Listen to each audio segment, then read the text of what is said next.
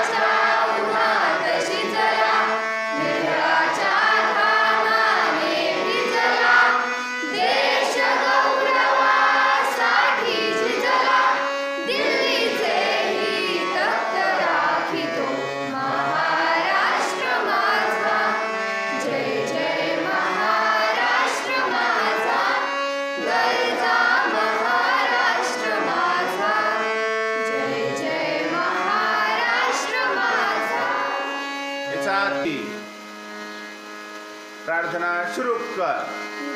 शक्ति हमें दे